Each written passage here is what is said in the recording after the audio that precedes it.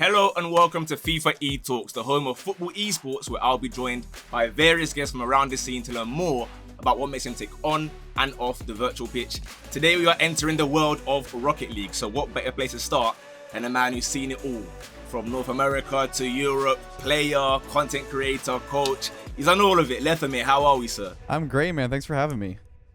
Now, obviously today, as someone who's commentated on Rocket League before, I'm interested to find out how guys can go from just picking up a controller to doing all these aerial backflips with their eyes closed. So we're going to be getting into that. But first, we're going to learn more about, obviously, your upbringing, how you got into gaming, and then we'll get into the sort of tactical side of things, and then we'll finish it with a quick little Q&A hot seat where I just give you like 10 questions. You answer it as quick as you can. Very, very easy. We got to start, of course, with Canada. Chat to me about life in Canada. Were you born and raised? Have you been there the whole time? Yeah, so I was born and raised in Canada. I live near Toronto. I always have. My parents, they're both really hard workers, and I've sort of brought that into my lifestyle and how I play games, yeah, but I also have done a lot of extracurriculars. My mom was a Highland dance teacher, and I did Highland dancing for about 15 years, which kind of gave me the confidence to play on stage in my future days of playing as a Rocket League pro. But yeah, so I've lived around Toronto. Did the engineering degree that ended up not being necessary at all, but it's good to have in my back pocket. But yeah, Canada's great. I mean, it is definitely expensive to live here. A lot of my friends have moved out east or west, but so far I'm staying here as long as I can because I do love being near my family. Yeah, that's fair. I feel like whenever I think about Canada, I just think of it snowing. Is that true, or is that like a misconception? It's so hot right now. It is so hot. Fairs. Actually, we went down south, and some places are actually cooler. So I know everyone thinks we live in igloos up here, but we're yeah, that's just how I perceive it. I've never been in it. I think humidity is much worse here. So it's like when it gets cold, it is much colder, but when it gets hot, it's much hotter too. Sure, yeah. Fair enough. Now, obviously, gaming side of things, how did you get into gaming? Were you always playing games growing up? Like, first console? Yeah, I think my grandparents and parents owned like the old Atari, SNES, all that stuff. I used to play Duck Hunt a lot. I was aiming with the infrared gun on the screen and stuff. That was really cool. And that kind of hooked me on games really early on. Like the original Zelda game was really cool. Like as a kid, it was like this adventure, and it's like you felt like you transported into the world, even though it's like 2D pixels. But I really liked the immersion of games, and then it sort of moved into more competitive things as like split screen became a thing. I always got accused by my dad of screen hacking, even though I never did, and I was just like really naturally good at the game. And so I moved into games like World of Warcraft. I played a lot, but then I moved into things like League of Legends, where I was starting to compete. I played against players like I'm a Cutie Pie, and then in CS:GO I played against Tarek and Shroud. Like I was like at high levels in all these games, and I knew that I could be competitive in something. But a lot of those games were already very saturated with a lot of players, so I felt like I couldn't really get in the scene. And then my friend kind of introduced me to Rocket League. At first, I was like, this is a silly game. Like, what is this? It's like cars with soccer ball. It's silly. And then I started to play it more, and I really like the physics base of the game, that it feels very natural to read the bounces and stuff. And we duoed a lot together. Like, we were at like gold or silver and gold, like when it was like first like bronze, silver, gold. But I quickly progressed faster than him. And then ended up meeting Squishy Muffins, was my first player that I met. And everybody knows Squishy Muffins. He introduced me to my team. So that's kind of like how I naturally moved into Rocket League. It was sort of this thing where I just played it casually while I was doing school. I think it was in my third year of engineering, electrical engineering, and kind of just had it on the side. I still tried to get out and do things, like not just like sit in my room all day, but I definitely put a lot of time into Rocket League and studied how to improve faster than everybody else. Sure. So obviously you said like one of your friends got you into it. So am I right to assume that you don't really care much for real life football or soccer, as you guys would call it, at all? It's not that I don't care for it. I think that, like, in my opinion, I don't want to be like, rude about football. It's definitely a slower sport. Same with baseball. I do enjoy football though. I've never watched sports really that closely. But usually one that's on the TV, or like we watch like FIFA. Like actually FIFA was on yesterday. So I do watch it quite a bit. I'm not super into sports. No, of course, it's not a problem at all. I find it interesting that so many people that play Rocket League don't really mind watching football at all. They're more just interested in making cars slam into each other and score nice goals with cool tricks. I mean, the thing that people say about Rocket League is it is like on paper it looks like a football game, but a lot of people relate it to hockey more actually, just because based on the way that the ball launches across the field faster. There's definitely relations to football as much as as hockey. Also, I do call it football, not soccer. Even though I'm Canadian, we call it American football. We take that. Yeah. So when did you realize then that you were, I guess, above average as a player? Because obviously you said you were playing it, you were ranking up. What point did that change into I can make money from this? I mean, I feel bad for my friend because it became to a point where like he just couldn't keep up with what the players were doing in the lobbies. Like I was kind of like not like kind of like carrying him, but like he was good, but he played for a lot before I played, and so he noticed that I was already improving faster than him, and he said like maybe you could do something with this game. And the first person that I ever met that was kind of in the scene was a player named Lumen. And if you're familiar with Epic Games at all, he ended up becoming the like head of esports. So he ended up moving up in his own way, like not as a pro player, but he was already a very good player that I looked up to early on, and I watched his streams, and we ended up playing together on a little team before I became pro. So it was kind of a fun little like stepping stone towards how my pro career started. Fair enough. And then so now you become a pro. Was it a team approached you? Were you going to tournaments like individually trying to compete and get along? Yeah. So I actually it's funny because you know this game is a worldwide sport, and in North America it's a very big place. But my two teammates that I ended up with in season 3 of RLCS was 2 players, Corrupted G and Sad Junior, both from Toronto. so of all the places in the world for us to team up with, we were very close. Actually, we ended up taking down G2 to make the World Championships for the first time. That was very exciting. I was playing from my uncle's basement. Like I had to bring my computer over there for better internet, and we were like screaming in the mics. We were like so excited. And then before we went to the event, we met for the first time in real life and went to play bowling near where they live. So I drove over there. It was a very, very surreal experience. Like that was my first time like meeting online players. And now it's such a natural thing. Like people do it all the time. But that was my first time ever seeing somebody like that I spoke to on the mic for months, but never actually saw them. It was very cool. There is a high chance that perhaps you, when you beat G2, I would have been the commentator there because I was actually with G2 for a while. Oh wow! And I was doing the commentary for their RLCS event. Yeah. So perhaps it may have been you that would have taken us down. I think we were already Denial. I mean, I don't want to speak about that org because that was a mess. But I think I was like we were Phoenix Infinity before, and actually Corrupted G was a graphics designer, and he made a really really cool logo for us. But then we ended up switching to an org, and then after Denial season 4, I moved over to Ghost. I was with Ghost for about 3 or 4 seasons. And then decided to go full-time content. Yeah, I was going to ask about that because obviously a lot of pro players, they like to just put their head in the camera like that and then just sit there, don't bother speaking to anybody. But then you have another half, which is like they want to get into content creation to try and entertain people. So how did that come about, like the sort of content side? I mean, longevity-wise, content is always the smartest way to go if you're a pro. Like, your hands only work for so long. I mean, I'm still, like, I would say I'm still at a competitive level. Like, I'm still at the top 100 and still playing with pro-level players. But at the end of the day, pro careers don't last forever. There's always going to be that new prodigy that comes in and just swipes your career away. Sure. So I knew early on that, like, I was naturally one of the better players in North America at the time. And I knew that people, wanted to watch me, and there was already a lot of eyes on me. It was the best time to get into content and be like, hey, this is how I play. Like, this is why I think the way I do.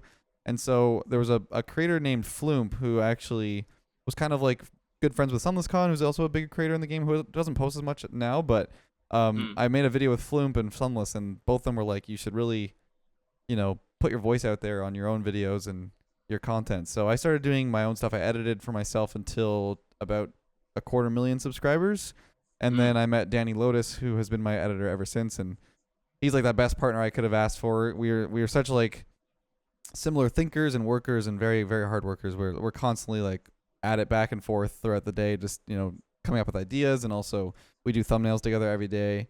It was a really really cool transition to see like how difficult it was for me to really put all that effort in. I can see why a lot of pros wouldn't want to do like so much content that I was doing. Sure. I was trying to hit that daily mark even by myself, and I was up till like 3-4 a.m.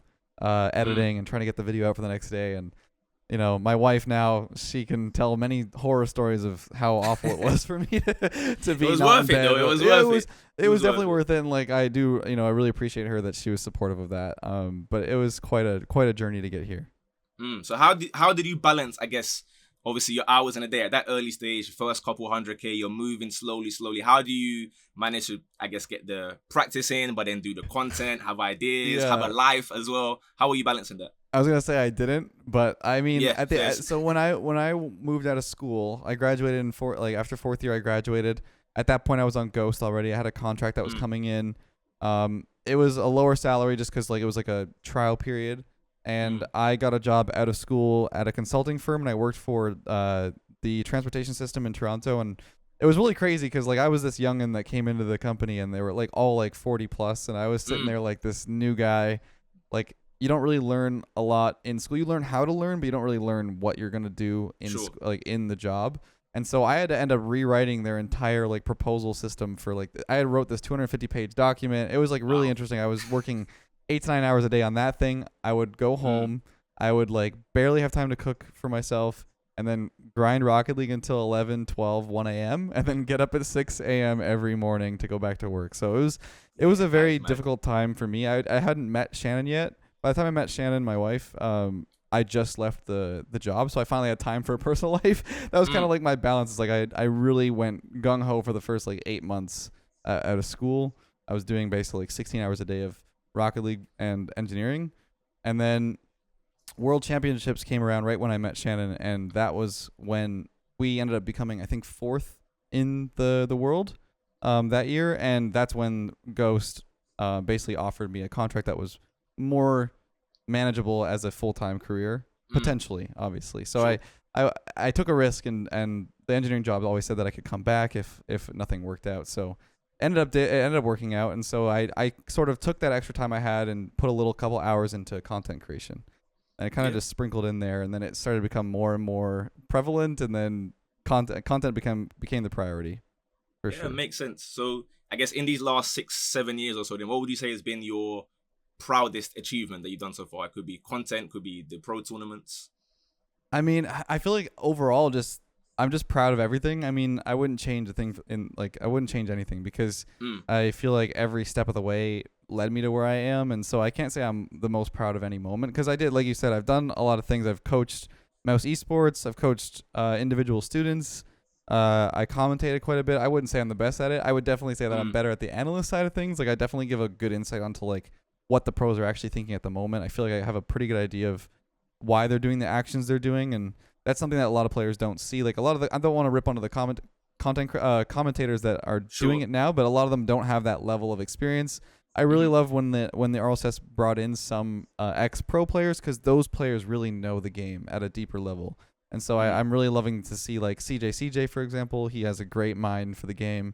I love seeing those kind of players come in and join the commentators because commentators are very, very entertaining and very, very talented, but they don't have that knowledge that the ex-pro players do. I just love the game. I think that I have a very big passion for it, and so I'd love to sprinkle my talent into every area of it. So I'm just proud of the overall accomplishments, I guess. Yeah, well, you say you're passionate, and I think the next thing I'm about to ask you would demonstrate that, because I'm hearing that you are someone that you make your own individual maps as well for the game. So that's someone that you really love Rocket League. So how did that come about? So as I started off my like content creation journey, I was met by a very famous name, John Sandman, in the space. He no longer really makes Rocket League videos, but back then he was the big guy who did modded Rumble and all this like crazy videos. He did like the F2 with Mike and Wolfless. Like the three of them were like the Rocket League guys. They were like the godfathers of Rocket League. And he started to do custom content with like the custom maps that were out there, and he invited me to join alongside like Rizzo, Sizz, those kind of players that were like OGs in the scene. And it was a really, really humbling experience to like see these guys who like had their system down, they had their scheduling. I was like, wow, I'm just like this guy who's like trying to scramble together a video at 3 a.m. These guys have their schedule down, and it really like taught me a lot of things about how to become a proper content creator. And so I really enjoyed the custom apps. I was like, this is really cool content. People are loving it. Like even my videos were doing pretty well. And I was like, I really want to see how you make these things, because I made Minecraft maps before I joined Rocket League. That's actually where my name comes from. There was a creator that made a bunch of like huge adventure maps in Minecraft, and one of the his name was Vex, and one of the maps was actually called Lethamyr. I kind of just yoinked it just for myself. Grabbed his name like that, I was like, yeah, man, I'll take that. Yeah. So it's kind of cool that my name is inspired by custom map creation through Minecraft, and now I make custom maps through Rocket League. the process to learn how to make custom apps is very daunting, so I can understand why a lot of people don't do it. But at the end of the day, once you get the feel for it, it is very, very rewarding seeing your creations come to life, especially in a game that I'm so passionate about. Like being able to play in a map that I made and the game mode works and it's like it all functions and everyone's having fun. That is like the best. I guess that's maybe my proudest accomplishment, is just seeing my work come together in a point where like other people are entertained by it, because that's what developers and game developers like strive for, is just to see people entertain, maybe make some money too, but like I think that it's like also like the core developers of like indie games, they just love seeing people entertained and excited about the game they're making. So obviously people will see you at your current level now and they're gonna think, yeah, it was all easy and rosy. Obviously the more you grow, would you say you encountered many haters, or were there any other pressures and stresses that you had while trying to get to where you are now? There's always gonna be haters. I mean, there's gonna be jealousy, and then there's also gonna be people, that are fighting for that spot on the pro teams and everything. Like you have to always be on the top of your game. I think that as a content creator, there's a lot of stresses, and it's a different kind of stress than when I was a pro. Because the stress that I have now is more like self-created stress. Like you're your own boss. If you don't do the things that you need to do, if you don't motivate yourself to do the work you need to do to make the videos possible, then it won't happen. But it's the thought of like, as being a pro, and there's so many hungry people that are just right under that level that are trying to be that next player. Like I always put more hours. I was always putting more hours into the game than anybody else. I was trying to be that person that was on top of it, and that put a lot of stress on me, because it was like I was doing 10, 12, 14 hours some days, just trying to keep it up and make sure I was at the level I was. Like I remember so many nights when it was like 1, 2 a.m. I'm playing 1v1s like at the highest level. I'm playing against a player named Dapper, which is a very well-known player from back then. And we would just play 1v1s against each other in ranked for like 3-4 hours. And it was great practice. Like it was the best practice I had, was just playing this really high-level player who every time you made a mistake, immediately punished. So it was really, really cool. Yeah. To have that like advantage to like basically be at that level and just stay there. But there's a lot of players that didn't take advantage of that, and they no longer are in the scene. So I think that's why I did it, and I'm very happy that it worked out. But yeah, I would say that it was very stressful playing pro, more so than being a content creator. So obviously you do seem to be always one step ahead of everyone else. You're thinking a bit further in the future. So how then did the coaching come about? Is it because you thought, like you said, there are a lot of youngers that are going to come up and just start dominating, let me just jump into coaching? Or yeah, so I ended up leaving Ghost to become full-time content creator, and I actually met a player named Cuxer a long time ago. He was a very, very famous player and made a lot of mechanics and the Cuxer pinch and all that stuff. I met him at League of Rockets, the 1v1. It was like the 1v1 show match thing that happened. There was 2 seasons of it. I met him there, and we spoke for hours at this bar. We were just sitting together, and he was like saying that he's never met someone in Rocket League that thinks similarly to him. And so a couple of years go by, and I stopped being pro.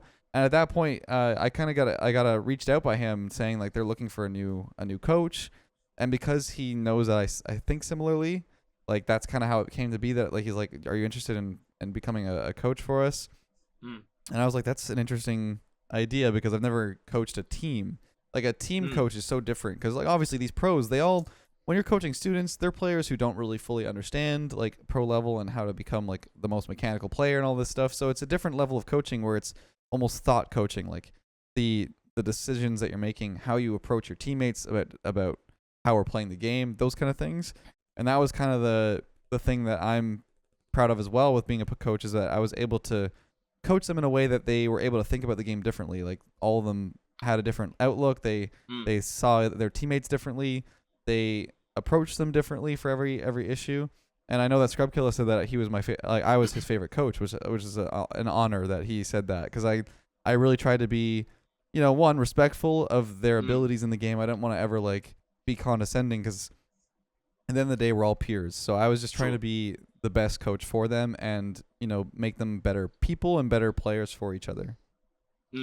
Yeah, obviously I used to coach a youth football team, so for me it's a bit different, because again I'm like many years older than them, so they're obviously learning the whole time. But for you, how is it different when maybe you're coaching players that they're already at the top of their game, and they might be thinking, why is this guy telling me what to do? Have you ever sort of faced that? Or yeah, so that's why we did a lot of replay reviews, is because like at the end of the day, like pro players have a pretty good idea of how the field is playing out, like at every moment, and it's just like it's like the communication and stuff like that. Those are the kind of things that we focus on. It's like in this position, we talked a lot about like when you're in this position on the field, if you're forward, you don't have the vision that the other players do. You have to keep that in mind, that like when you're looking at the ball behind or in front of your players on your team, they have more information, and so those people need to portray that information to you when you're in the front. So we talked a lot about that kind of stuff, because at the end of the day, Rocket League is a very demanding game, and so it takes a lot of effort and a lot of brain power to keep up. Like it doesn't matter how young you are. So the thing that usually falls short is communication, because when you're focusing on like your touch and you're like sitting there like, I need to make the perfect touch to the right, you may not communicate that you're going to hit it right early enough. So it's like you have to really think about that and keep on top of it. And so a lot of what I would do as a coach was just like hammer home the idea of like over communicating until it's, at a level where it's comfortable. Fair. So would you say you have like a coaching philosophy, like or like a style of play, like how I guess real life football coaches have, or are you just sort of focusing on the mental and communication aspect of things? Yeah, I would definitely sprinkle in my ideology, because like I definitely am known to be not as mechanical as other players, but my game sense is definitely very, very solid, because I try to mitigate risks, which that like a lot of players, they're like that like really explosive player that can like make this crazy play.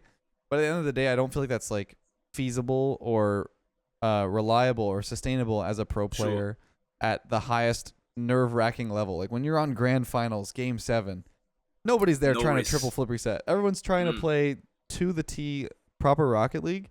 And so I always try to like sprinkle that idea into my coaching. Like, hey, you could go for a double flip reset here, but your teammate is to your left. There's open space.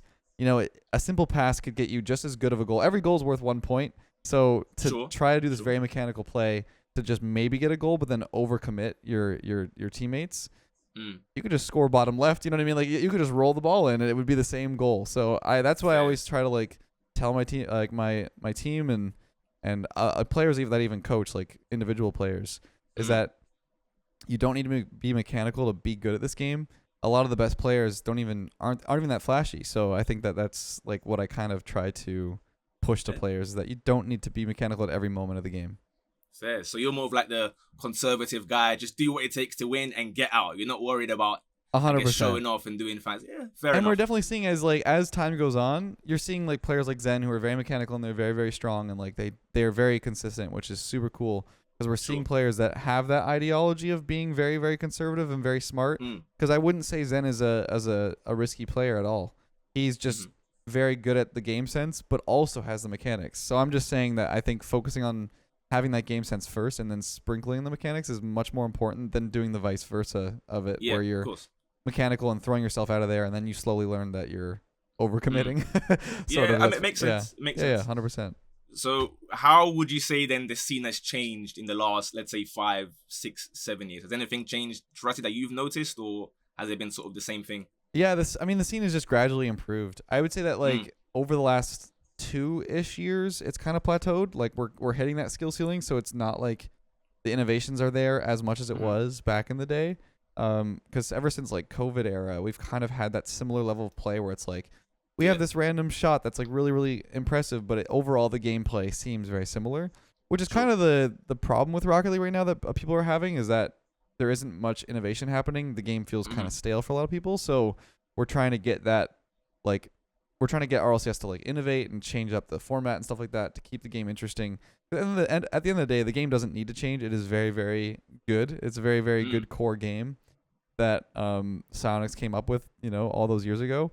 But at the end of the day, Rocket League players improved with each other, and now we're having all those prodigies come up that learn from each other more. So you're able to improve faster now as a player than you were back then, because everyone was at ground zero. So we all looked up to Kronovi and players that played SARP, which is the game before Rocket League. But now people are looking up to people who play Rocket League and have improved at a faster pace.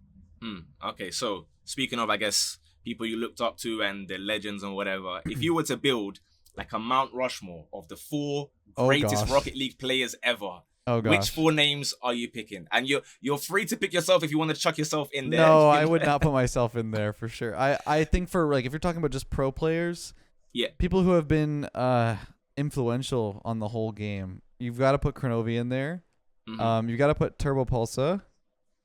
You got to put, I think, Zen. Like, he's newer, but like if you're talking like we're talking like Rocket League's dead and gone. We're 100 years in the future. I think that people that have influenced the game, yeah, I would say Kronovi for sure, Turbo, Zen. The last one, man, that's a tough one. I would say you got to put maybe Squishy Muffins in there or maybe even Justin. I maybe put them maybe like a double head, like they're twin-headed. Like, just join together, like have a two. Yeah, because like you have the Justin goal, which really put Rocket League on the map. Like this is Rocket League. That moment was huge, and you have the Squishy Muffins ceiling shot that happened in season 4. Those two are very monumental moments that kind of cemented Rocket League as an esport. So you have Turbo Pulsa, who has a 4-time. You can't really fault me for putting him in there. He's just consistently winning back in the day, and Kronovi was the poster child of Rocket League. So I feel like that's fair to put them both there. And then Zen has also made names for himself like very, very quickly, and he's probably the most mechanical player in the game. So I think that those would be my players. I'm sorry to kind of cheat and put 5 in there. No. Hey, it's your Mount Rushmore. If you're gonna fund the extra head, there you go. I'll do it. Yeah, I'll fund that one. Yeah, there you go. Fair enough. So how about, let's say, 2024 now? Who are the ones that are, I guess, at the top of their game this year? Who's the best in the world? You have all of G2, which is Atomic, Beast Mode, and Daniel. Those 3 just won the last major. I was honored to put the medals on all of their shoulders. Cold. And then you have on the EU side, you have players like Zen, you have players like Vatira, even Rise is making quite a name for himself on that team. There's so many players that are kind of shuffling in there. You have Gentlemates who have won in Copenhagen as well. So there's so many names. Like, it's so hard to just say a couple because now the pro level play is so consistent. You have the maybe like top 2 or 3 in NA that are really always fighting for each other, but G2 has always had that extra level on them. And then you have Gentlemates, Vitality, Carmine Corp. Like, there's so many teams in EU. I think EU has a wider pool of talent that can contend with players like G2. But there's just so many names now that people know that it's so cool to see that it's become a more worldwide thing. You have like Mina, even you have Falcons, and Rule 1 did exist before, but they've recently parted ways. But it's just really cool to see that we're becoming something like FIFA and like something like football across the world that people look forward to seeing on the main stage. Sure. And so what of, I guess, players that may be less known, maybe like some underrated players potentially for the future that might start be cooking very, very soon? That's so hard because anybody that's like an upcoming prodigy is already kind of been what's the word? They're known like that now. Like they're known like that, yeah. So it's like kind of hard. I don't think there's anybody that's like flying under the radar because all those players are so hungry to compete that they're already having basically chances to play on a team. So you have players like Scribbles, Talk, those kind of players. You have Frosty from the Snowman as well, that made a name for themselves. Those players are all very, very talented and they're on the up and coming. And with Rocket League changing the age from 15 to 13, there's a lot of those players who were like in that 13 to 14 range that now all of a sudden can compete, and now they're already making a name for themselves. So it definitely opened the doors for a lot of those younger players, and it's definitely inspiring more players to push to become pro. Make sure you're balancing your life though. Like definitely make sure you're going to school and all that stuff. Definitely. Like I made sure to finish my degree and all that stuff, but yeah, schooling's still very, very important.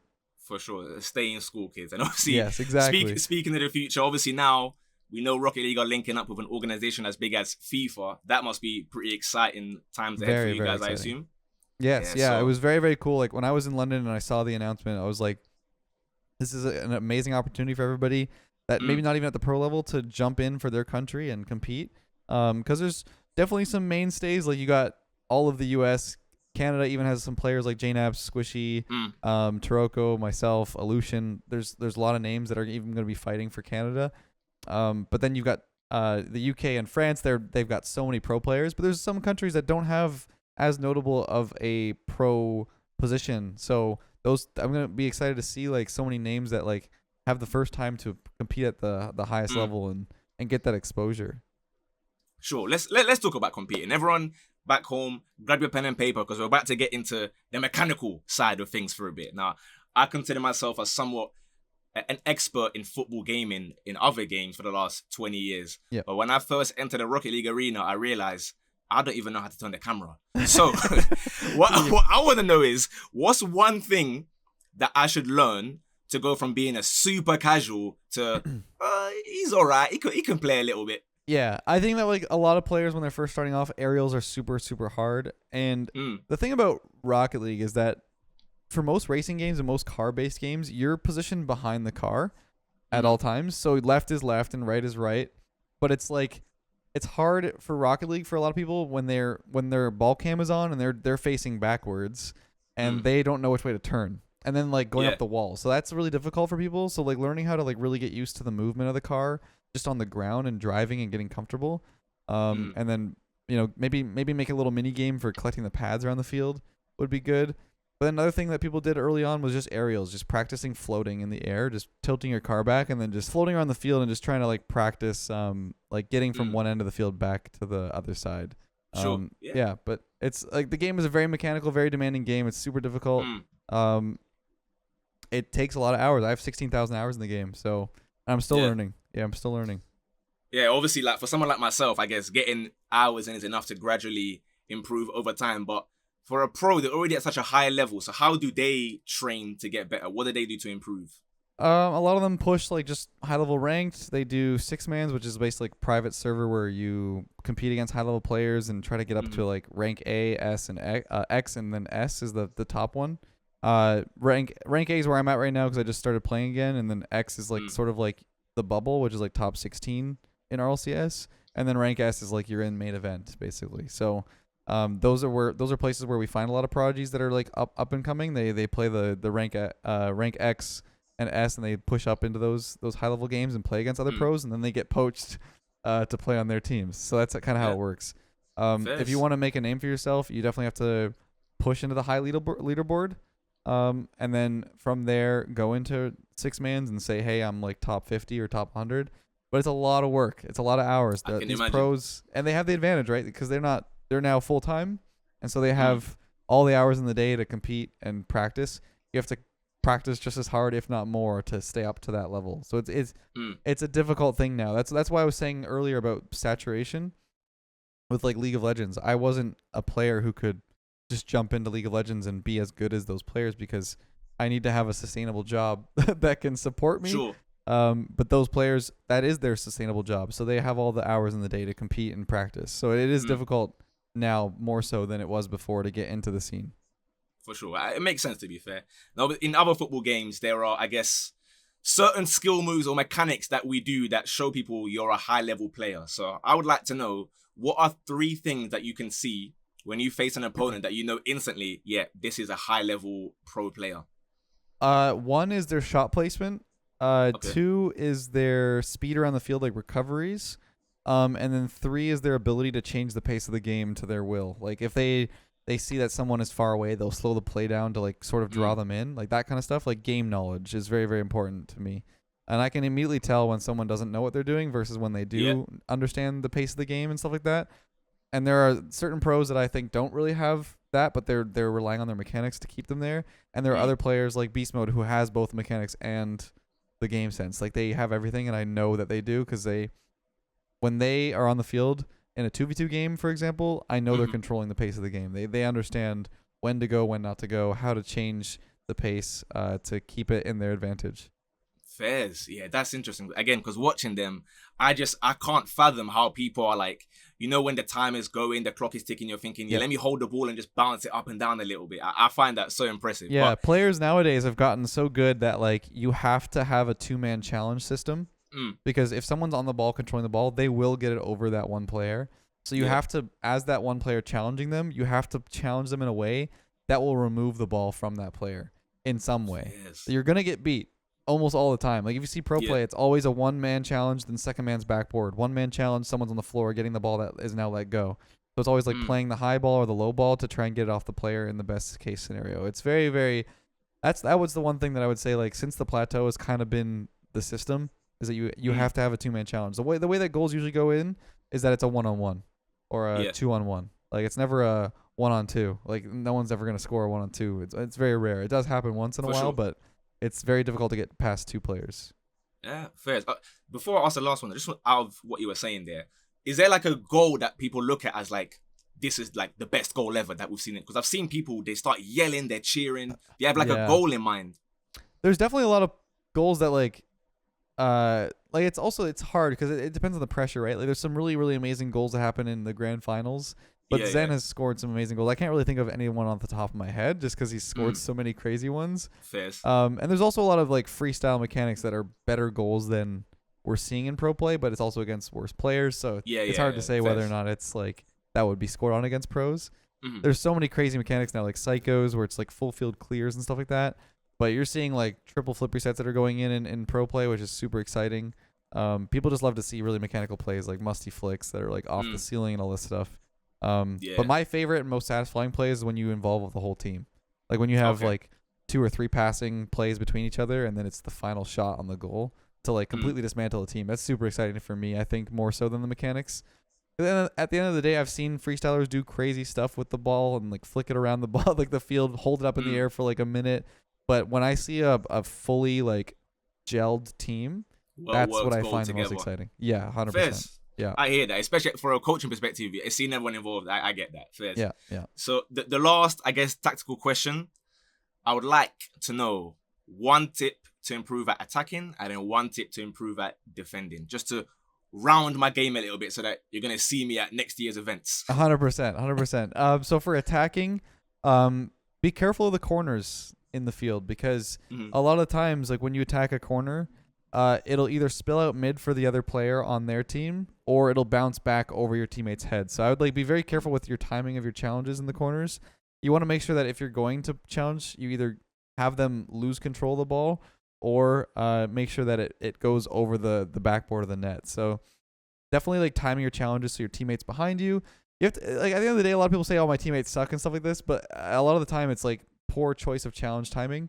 Because if you're going to challenge when your teammate's in the back corner getting boost, you're just going to basically provide the opponents 2 1v1s rather than like being a team that's like dismantling their defense.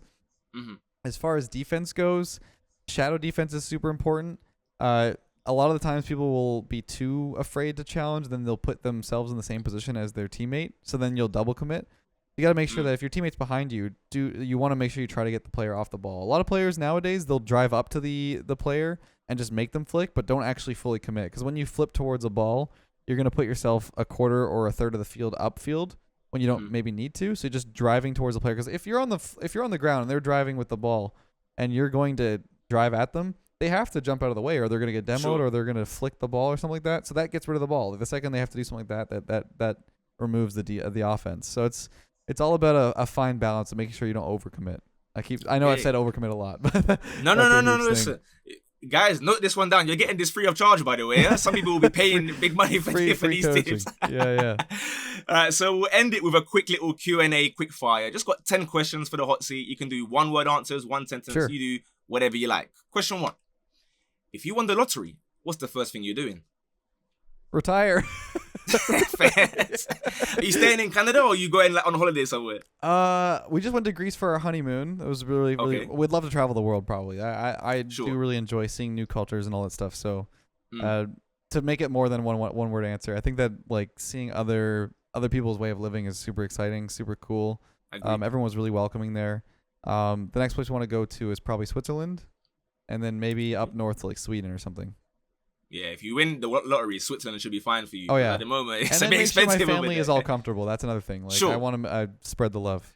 Yeah. Sure. We'll even crop it and put their family as the first answer. There you go. Yeah. Just like quick family, and then just back to the rest of it. Yeah. Who's one person that you'd love to meet?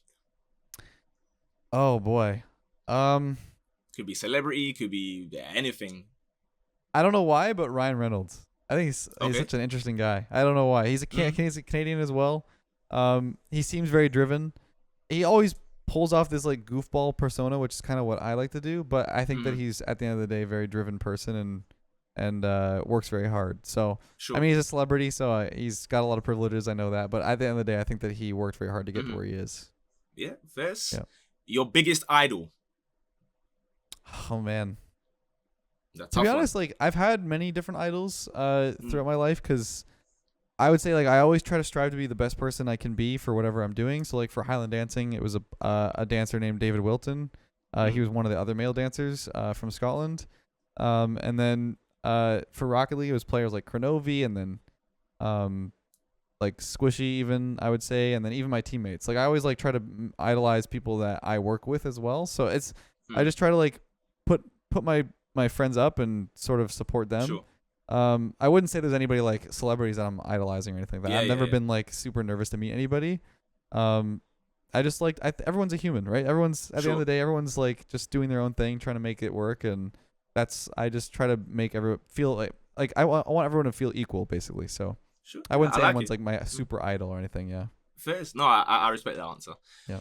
Would you rather? I think I know your answer to the next one based on what you said earlier. But would you rather travel to the past or to the future? Maybe you don't. I don't know. That's a hard one. There's a lot of things in history that I'd love to see. Like the pyramids are an anomaly to us. That's like really interesting to me. I could go both ways. I don't know. The future is scary too. Like the past is already set, so you know what you're expecting when you see it. The future is interesting though. Maybe the future just to see like what we're doing. Because that's when I saw the question, I was like, you know what? Yeah, 1,000 years. Like, I just want to know like what's like the mad invention. It's like, crazy because like technology has gone. Like I was just saying to my wife the other day, like it's insane that we have the ability to watch all this stuff at our fingertips on our phone only in the last like 30, 40 years. Yeah. And I think we're in the time of like the most change ever. We are, exactly. So I can't even imagine 10 years in the future. Like we might all be cyborgs at that point. Who knows? Like hopefully not. What would be your dream trio for a 3v3? Obviously yourself included.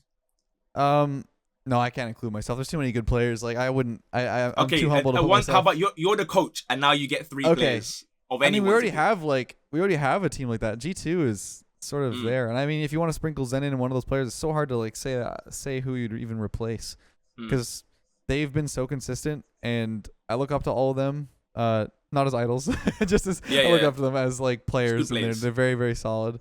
I don't know. You can't really break up a team that's already dominating everybody. I feel like that they are the trio, to be honest. Fair enough. Yeah. Yes. Favorite thing to do outside of gaming? Honestly, my best purchase I've ever made is an electric scooter. Me and my wife, we go together on a scooter. We go over to the cafe. That's super, super fun. Nice. Yeah, super nice. And just being with family and our neighbors are really cool. Like we live on a street that most of them are really old, but we got lucky that our one neighbor is like around our age, and so it's been really cool to hang out with them and stuff. And they have 2 kids of their own, and just seeing people. And at the end of the day, you hear this a lot. Like when you're on your deathbed, the thing that mattered the most is the people that you had around you, people that you love the most. So definitely keeping that connection with people and Shannon's cousins and all that stuff. So I try to keep connected because at the end of the day, we're all online so much. Yeah. But having that one-on-one connection with people in real life is super, super important. I like the answer. Favorite food? Oh, that's a hard one, man. Oh, you got any meal you want. I think a cop out is pizza because you can change it up. You know, pizza is like a easy one. It has so many toppings. But I could go for a really good burger at any time, really. Like I think burgers are just a solid choice. But homemade burger, not like the fast food stuff. Yeah. Not too much oil and everything. Exactly, like a proper, like you make the patty yourself, all that stuff. Yeah. Got you. Fairs. Right, last 3. If you were a superhero, what would your superpower be? I think teleportation's too powerful. I think it's just too good. You can't. Everyone likes that one. I mean, like if I want to travel, I'm deathly afraid of flying. I don't need to travel. I don't need to fly anymore. I'll just teleport there. I'll just teleport. If I want to go to Greece for a day, I'll just boop, I'm there, and then I'm back. I can go to bed in my own bed. I just like have the day there. It's super cool. Yeah, that one makes sense. Yep. So you were speaking about holidays, I guess, before. Dream holiday destination. Ooh, dream. Like I said, Switzerland, like the picturesque, like I've seen photos and videos, but they all say that it doesn't do it justice. I can't even imagine what it'd be like to be actually standing there, seeing the Alps and all that stuff. Like I really do want to see that. Like the greenery is so cool. Another one too is Iceland. I feel like people say Iceland is a really cool destination. So you're more of like those kind of landscapes more than like the beach holidays or city holidays. You like to see the you can. I feel like. I don't know. Like we were in Greece when we were in Greece and we were on the beach. It's like, this beach feels like it's really cool to see like the tropical like nature and all that stuff. But at the end of the day, I'm just lying on a chair. So yeah, I don't mind lying on the chair, man. Yeah, it's that's fine true. by That me. is true. It does definitely need it sometimes, but I just like to adventure. Like my favorite part of the trip was when we went to Santorini. We were on the volcanic island. We were on like the actual thing. We saw like the actual like smoke coming out of the stuff. That was really cool. And I swam to the hot springs. And we saw goats coming down the mountain. That was really cool. Like, that was really awesome experience. That does sound sick, to be fair. Yeah, I hear it was really cool. Yeah. Fair. So we'll end it with one thing you'd love to achieve in the future. Maybe creating my own game. I think a lot of people have said because of my map making experience and all that stuff, and like creating game modes and all that stuff. I obviously am piggybacking off of the hard work that Sonox did by creating those maps under like the physics engine that Rocket League runs on. But creating some sort of game, I've had quite a few ideas. Obviously, can't share them because then I would be sure. opening it up to like somebody creating it. I will say this: it revolves around building something, but also like an FPS and a prep stage. That's all I will say. Similar to like Valorant, but like you're creating your own environment. No dramas to fight with. Yeah, super cool. Well, listen, you seem like a lovely guy, so I'm hoping that you as that's well, man. It's been a pleasure. It's been a pleasure. Yeah, I appreciate it. I really enjoyed it. That was a lot of fun. Big thanks to Lethamyr for taking that time out of his very busy day to join us here today. And an even bigger thank you to everyone at home, whether you're watching or listening. Hopefully you guys enjoyed it. Let us know who you want to see next, and of course, follow our socials to stay up to date to know what's going to be happening and when the episodes drop next. Have a wonderful day. In a bit. Bosh. Peace.